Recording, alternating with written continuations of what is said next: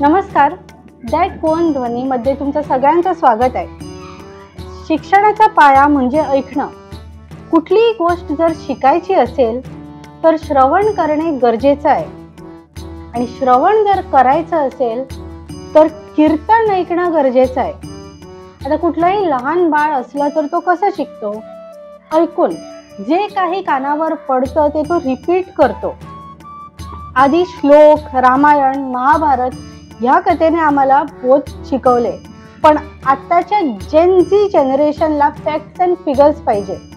कीर्तन म्हटलं की त्यांना कंटाळा येतो, कारण कीर्तन म्हणजे काय हेच त्यांना कळेना.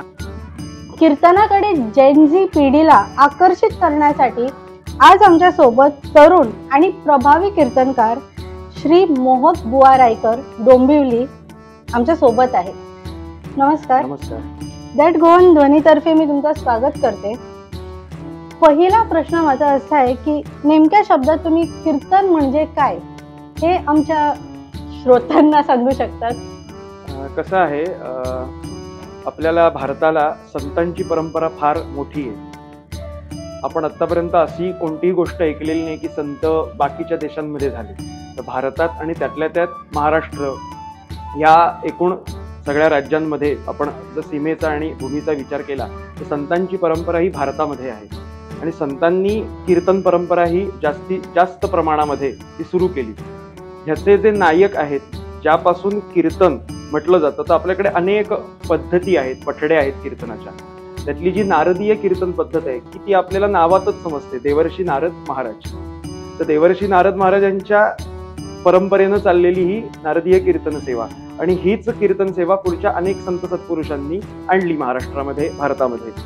तर संतांचा जो उद्देश होता कीर्तनाबद्दलचा, तो उद्देश जे लोक भक्ती मार्गाकडे वळलेले नाहीयेत, की बाबा भक्ती काय हे माहिती नाहीये, त्यांना या कीर्तनाकडे वळण्याकरता, आणि दुसरी गोष्ट ज्यांना परमार्थ कसा करायचा हे माहिती आहे की बाबा भक्ती म्हणजे काय, परमार्थ केला तर आपल्या जीवनामध्ये कोणते बदल होतात, हे ज्यांचं ज्ञान ज्यांना आहे त्यांना हे सगळ्यात सोपं आहे. पण ज्यांना अज्ञानी आहेत त्यांना हे कीर्तन क्षेत्राकडे वळवणं फार अत्यंत गरजेचं आहे. त्यामुळे त्यांच्याकरता मी एकच सांगेन की भगवंताची भक्ती करण्याचं एक सुलभ साधन ते म्हणजे कीर्तन. तुम्ही कीर्तनाकडे आकर्षित कसे झालात? माझं गाव आहे महाराष्ट्रामध्ये, रत्नागिरी जिल्ह्यात आणि राजापूर तालुक्यात नाटे नाव. जसं आपल्या इकडे गोव्यामध्ये चिंबल असा एक भाग आहे, त्या पद्धतीनं रत्नागिरी जिल्ह्यामध्ये नाटे म्हणून 50 किलोमीटरवरती गाव आहे. जसे 8-8, 10-10 दिवसाचे उत्सव प्रत्येक गावामध्ये होतात. दत्ताचा उत्सव आहे, कृष्णाचा उत्सव आहे, तसं आमच्या गावामध्ये शंकरांचं मंदिर आहे, भगवान शंकर, नाटेश्वर, नाटेगाव म्हणून नाटेश्वर असं नाव आहे. तर तिथे कार्तिकी उत्सव, त्रिपुरी पौर्णिमेचा उत्सव छान 6-7 दिवस साजरा होतो, आणि साधारणतः लहानपण असतं कोणाचंही ते मस्तीत जातं. पहिला जो वयोगट आहे 15व्या वर्षापर्यंतचा, इतकी मस्ती असते माणसामध्ये, मुलामध्ये, की स्थिर कसा तो बसणार. तर कीर्तनकार बुवा बघितले उत्सवानिमित्त कीर्तन करणारे की भीती वाटायची. कीर्तनकार म्हणजे आपल्याकडे एक साधारण पद्धत आहे की थोडे दिसायला जाडे, उंच, फेटा, त्यांनी नेसलेलं धोतर, शेला, उपरणं, आणि ह्या विविध ज्या गोष्टी त्यांनी नेसलेल्या आहेत त्या आकर्षित लहानपणी करतात पटकन. कारण आकर्षणाची जी गोष्ट आहे की अरे ह्या कीर्तनकारांनी काय काय घातलंय, फेटा कोणत्या रंगाचा आहे, पगडी कोणत्या रंगाची आहे, कोणत्या कलरची आहे, हे बघितल्यावरती अरे वा, मग आपण सुद्धा हे असं करू शकतो का, अशी एक अज्ञानातली एक गोष्ट. सुरुवातीला काही ज्ञान नाहीये कीर्तनाचं, म्हणजे कीर्तन म्हणजे काय, कीर्तन कशाशी खातात हे काही माहिती नाहीये. पण तरी सुद्धा असं आपण उभं राहिलं पाहिजे नारदांच्या गादीवर आणि कीर्तन केलं पाहिजे, म्हणून ती ओढ निर्माण झाली आणि आवड निर्माण झाली. मग ती आवड तुम्ही तुमच्या त्या व्यवसायात कशी निर्माण केली? कसं आहे, गावाकडे तर कीर्तनाचं शिक्षण मिळण्याची काही विषयच नाही. आमच्या वडिलांनी आणि सगळ्यांनी घरच्यांनी निर्णय घेतला की जर मुलाला एक विशिष्ट एका क्षेत्रामध्ये जर करिअर करायचं असेल तर आपण शहराच्या ठिकाणी गेलं पाहिजे की जिथे या सुविधा आहेत. तर तेव्हा रत्नागिरीत सुद्धा तशा काही सुविधा नाही. रत्नागिरी जिल्हा आहे, त्या पद्धतीनं साधारण आमच्या गावापासून रत्नागिरी 50 किलोमीटर, त्यामुळे येण्यामध्ये 2 तास म्हणजे 4 तास जातात, आणि शिकणारा माणूस किती. त्यामुळे मग आम्ही मुंबईमध्ये डोंबिवली या शहरामध्ये स्थायिक झालो, आणि तिथे सुरुवात माझी हरिभक्त परायण सुहासभाऊ सरपोतदार डोंबिवली असे ज्येष्ठ कीर्तनकार, ह्या कीर्तनकारांकडे मी पहिले प्राथमिक शिक्षण सुरू केलं आणि मग कीर्तनाची जे शिक्षण आहे ते शिक्षण सुरू झालं. ओके. आणि तुमचं शिक्षण आहे ते तुम्ही कसं केलंय, म्हणजे तुम्ही म्युझिक मध्ये शिक्षण घेतलंय का, संगीतामध्ये? हो, संगीताचं शिक्षण माझं डोंबिवलीमध्येच मधुवंतीताई फडके यांच्याकडे झालं. त्यांच्याकडे 7-8 वर्ष मी संगीताची तालीम घेतली आणि ह्या पद्धतीनं सुरू झालं. ते किती वर्षांचे होते तुम्ही जेव्हा तुम्ही? साधारण 12-13 वर्षाचा होतो, तिथून सुरू झालं. सध्या आपण अभ्यास कीर्तनाचा कुठून घेतात? प्राथमिक शिक्षण मगाशी सांगितल्याप्रमाणे मी डोंबिवलीमधील सरपोतदार भाऊंकडे सुरू केलं. आता जे पुढील शिक्षण आहे की एक असतं की तुमचा पाया जो मजबूत करायचा, तो पाया मजबूत झाल्यानंतर, मी असं नाही समजत की माझा पाया फार मजबूत आहे, पण ज्याप्रमाणे श्रोत्यांच्या काही पोचपावत्या येतात, काही सांगतात की तुम्ही छान कीर्तन करता, त्या पद्धतीनं आपण असं थोडं समजायचं 5-10% की नाही, आपण योग्य वळणावरती आहोत, योग्य आपण कीर्तन करत आहोत. पण पुढील शिक्षण जे मी घेतो आहे ते नागपुरामधील हरिभक्त परायण मोहनबुवा कुबेर, की ज्यांनी कीर्तनाची अधिक मला दिशा दाखवली. कीर्तन म्हणजे काय, कीर्तनाचा पूर्वरंग कसा असावा, निरूपण सांगत असताना श्रोत्यांना ते अनुभवाच्या प्रांतात श्रोत्यांच्या कसं जाईल.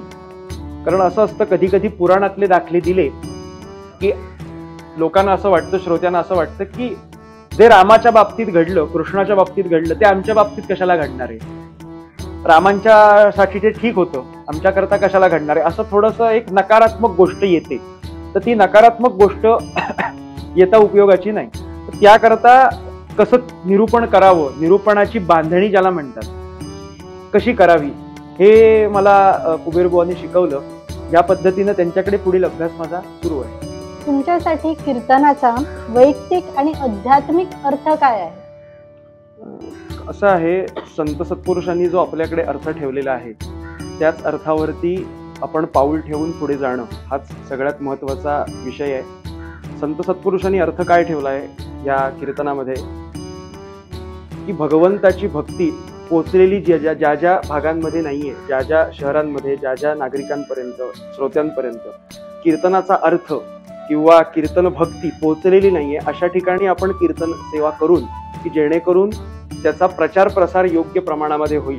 हा पहिला एक साधारणतः प्राथमिक अर्थ आहे. आणि दुसरा अर्थ असा की कीर्तन जगता आलं पाहिजे.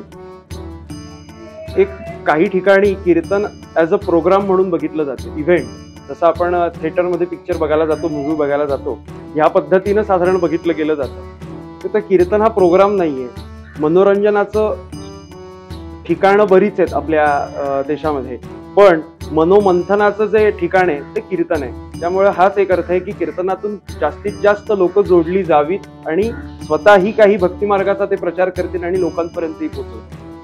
मनोरंजन आणि मनोमंथन हे तुम्ही 2 शब्द वापरलात, म्हणजे यातला फरक काय आहे? मनोरंजन, रंजन करणारे आपण बघितले बाहेर गोष्टी तर बऱ्याच आहेत.